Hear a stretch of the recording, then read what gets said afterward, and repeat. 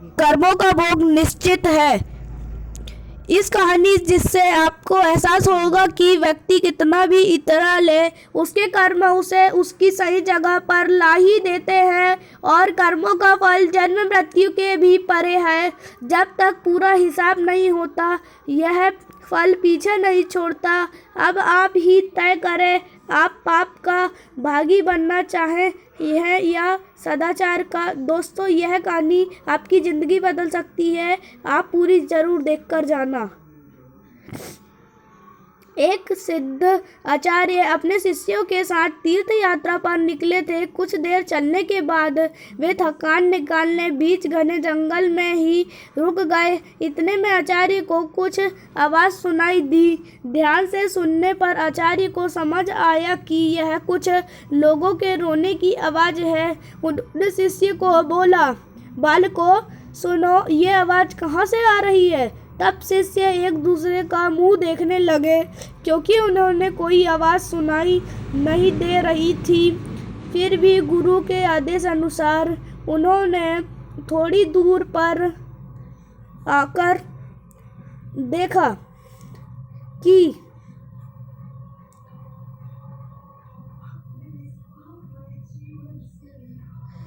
केवल आचार्य को एक गहरे अंधेरे कुएं में से कुछ लोगों की रोने की आवाज़ सुनाई दे रही थी। वह आचार्य ने कुएं में झांककर देखा तो उन्हें 5 लोग बहुत ही बुरी दशा में रोते हुए दिखाई दिए, लेकिन शिष्य को ना आवाज़ सुनाई दी और ना ही कुछ दिखाई दिया।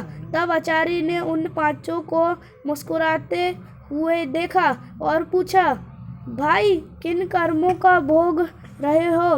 तब वे 5 और जोर जोर से रुदन करने लगे। तब आचार्य ने शिष्यों को बताया, यह 5 प्रेत आत्माएं हैं। यह सुनकर शिष्य डर गए। तब आचार्य बोले, बालकों डरो नहीं, तुम भी इनसे ज़्यादा शक्तिमान हो, क्योंकि तुम सब कर्मों से महान हो और ये सभी आवाज़ अपनी पिछली करनी का भोग रहे हैं। आज के समय में इनसे दुर्बल कोई नहीं है। तब शिष्य ने पूछा, इन्होंने ऐसा क्या किया?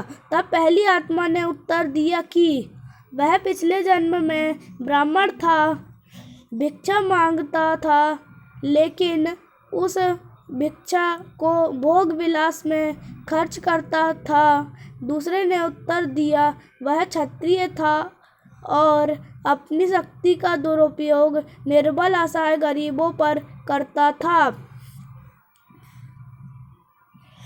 तीसरे ने उत्तर दिया कि वो बनिया था, बस खुद के फायदे की सोचता था और हमेशा मिलावट करके सामान बेचता था, जिस कारण कई लोग मारे गए। चौथे ने उत्तर दिया, वह शूद्र था, बहुत आलसी और जिम्मेदार से भागता था, अपने माता पिता को पिटवाता था और दिन रात नशा करता था।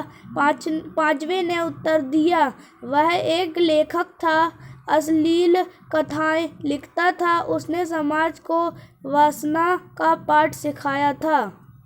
इस तरह वे सभी पापी अपने पापों का भोग रहे हैं। उन्होंने आचार्य से विनोद किया, आप गुरु हैं, आप दुनिया वालों को समझाएं कि बुराई का रास्ता क्षण की खुशी देता है, लेकिन दंड कई जन्मों तक अंधकार भोगना पड़ता है। कहानी से सीख। दोस्तों, कहानी से सीख, मनुष्य को कर्मों का फल भोगना ही पड़ता है, फिर वो किसी भी जन्म में हो।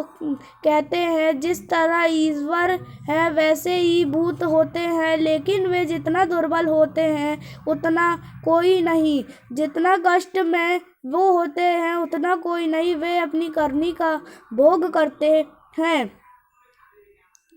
क्षण की विलासिता कई जन्मों का डर बन जाती है। व्यक्ति कितना भी इतरा ले जाए, नियति उसका कर्मों का हिसाब रखती है। इसलिए सदैव सदाग्रह पर सदागर पर चले। अगर गलती हुई भी है तो उन्हें सुधारें। दोस्तों, कर्म सोच समझकर करिए, क्योंकि भगवान हर समय ऑनलाइन हमें देख रहे हैं। दोस्तों, मेरे YouTube चैनल को लाइक शेयर सब्सक्राइब ज़रूर करें और ऐसी ही स्टोरी के लिए कमेंट ज़रूर कर दीजिएगा।